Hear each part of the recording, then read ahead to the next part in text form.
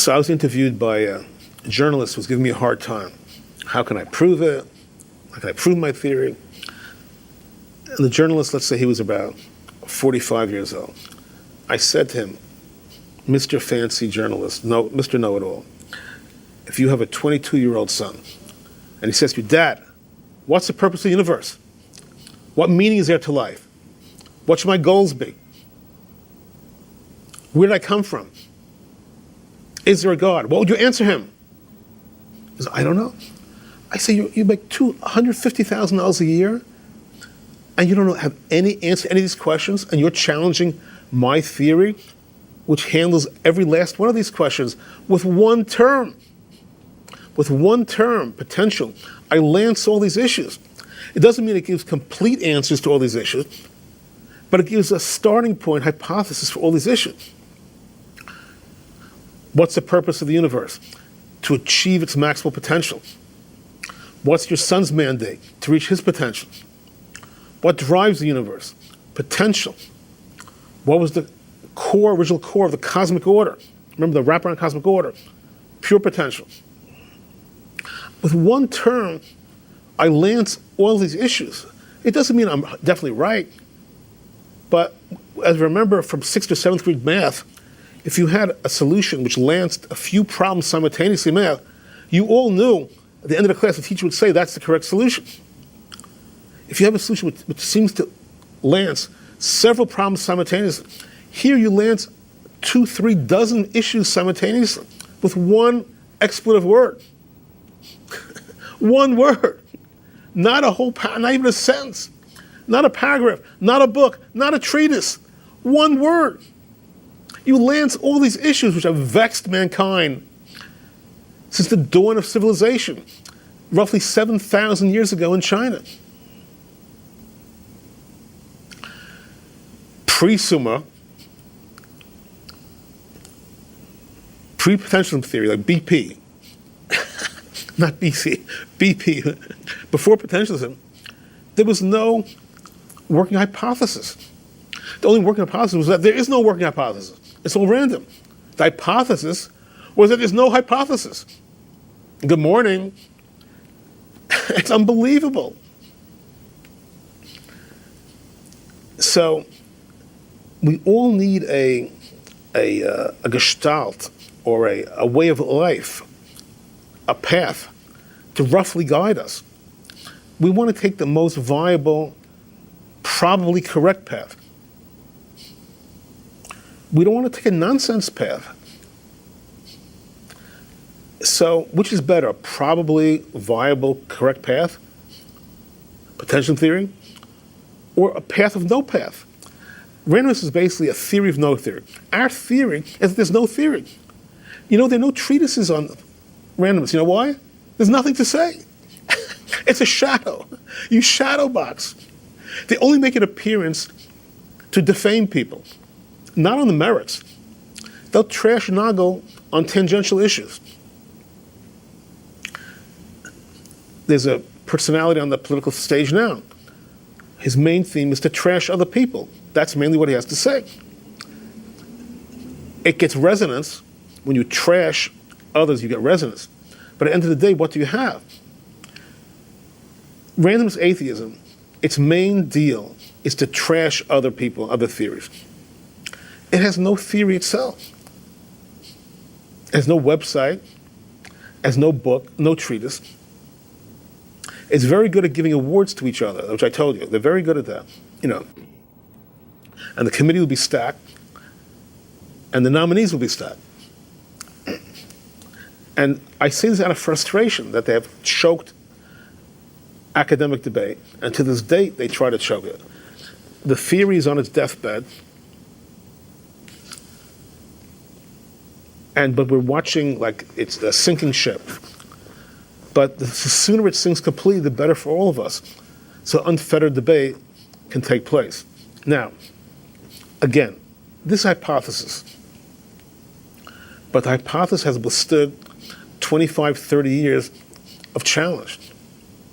This hypothesis has been around since Summa 1, 1988.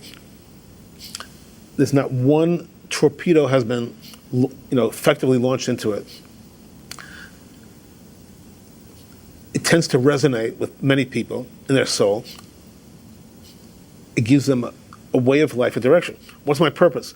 My purpose is to play out my potential.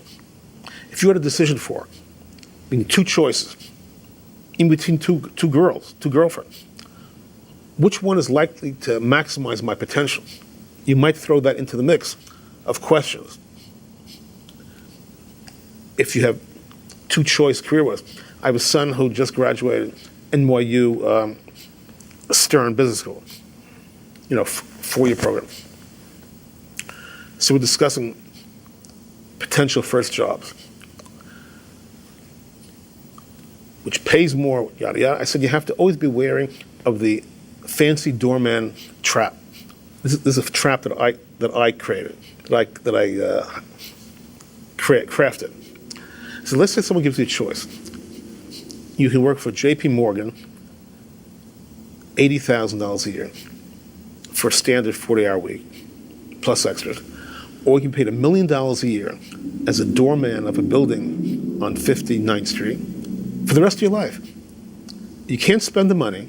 You make $1 million a year, and you'll be secure. If you have those two choices, which do you take? $80,000 to start, or $1 million a year guaranteed to be the doorman? That's basically what we're talking about. Do we take a life of bliss, the doorman, even gilded bliss, or the life of challenge? And always be wary of the doorman trap. Be very wary of the doorman trap, of positions or forks in the road with no growth. Because we know what the ultimate doorman scenario is. You live your life in a casket.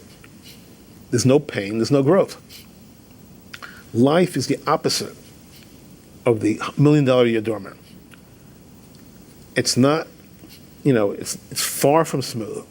Often it's horrendous. Sometimes it's pretty good. And even when it's pretty good, there are often issues, whether or not the people articulate them. But it's a life of growth and challenge. And that's our universe, that's our cosmic order. It's growth, challenge. And we advance. To the extent that you advance, we all advance. And remember, if I'm correct that it's one big feedback entity, then all your emotion, everything that you've learned is being fed into the central processing consciousness. Now, yes, Seth Lloyd wrote Programming the Universe. The universe is a quantum computer. Especially like not all men are created equal, but all computers are not created equal. Lloyd has his quantum computer. IBM has its mechanical computer. We have to be wary of a mechanistic conceptualization of the cosmic order as a computer. It might be computing everything. It might be the ultimate supercomputational entity. But it would be a mistake to say that it's just an advanced hyper supercomputer, a drastic mistake. Whatever it is, it's nothing we can conceive of in that zone. It may be assimilating all the data. But remember, according to the hypothesis, we're all part of it. It's more organic than mechanical, but it's not classic organic. That's for sure. And a crucial point here is that Q4P, quest potential, is itself seeking to expand its own consciousness and its own awareness. I know I've said it, but I want to reiterate it. And its only vehicle may be through the entities it instigates. Meaning Q4P itself is abstract. You are physical. It needs your physicality to, on some level, increase its own awareness. On its own, it does not have that capability. You think you're a small piece in the puzzle, inconsequential. Wrong. You're crucial to the puzzle. To whatever extent you increase your consciousness awareness, you're enhancing the entire cumulative consciousness of the entire universe. That's the hypothesis. A lot of this is radical. it attempts a major disruption in conventional thought.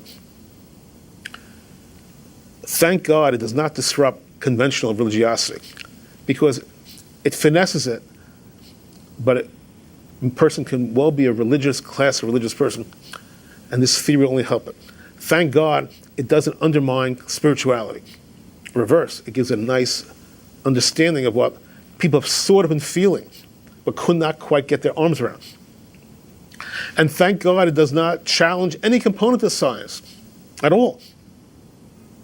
At the same token, it uplifts, it unifies everybody, because we're all part of it. We're all part of one great cosmic adventure, advancing, rocking and rolling, with all the trauma involved.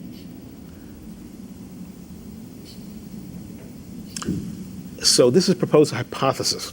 You have the floor. Yeah, one of the things I'd like to say, is the difference is randomness. It gives not answers. It either says there is no point, and it answers other questions by saying it's impossible to know.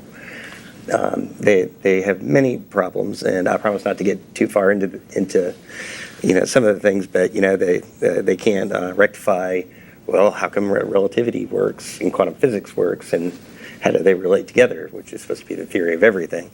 So, just to boil it down quickly in layman's terms, they've created this universe of infinite universes that we just happen to be on the right one, and it's all consisted now of 11-dimensional vibrating strings. That's the latest they've got so far. That's not an answer. It's just not. And the only reason they get the dimensions, and every time they start working on it, they run into another problem. It's still not functioning. And you got, in comparison, you have potential. It works. It fills the gap for all the major questions, as well as it deals, with religion, and gives a reason to why we're here. And we can see that the universe has grown in complexity. Has what complexity? Grown in complexity. Right. From atoms to molecules to eventually plants, then animals, then people. And with it, we have these profound changes where we see something that never existed before. Meaning? First we had, the last one would be thought. We had animals that could think and that they could hunt effectively. Humans got reason. They were able to make complex decisions, learn language. And this pushes us back to what we're talking about. Beethoven is an excellent example. Not only does it show somebody reaching their personal full potential as an artist, but art itself is an expression of one of the newest leading edge complexities in the universe. And there's no reason to have the hubris to think we're done. We're not. We know that there's a direction we're headed, and it never stops. What the next complexification event might be, who knows? That's not for us to know until we see it. You couldn't envision a molecule when there were just atoms. I think that's perfect, and I think, with your permission, we'll conclude the session on that point. Thank you for joining us. Onward. And I don't want to give the punchline about we should all reach our potential, so I won't give it. Thank you so much.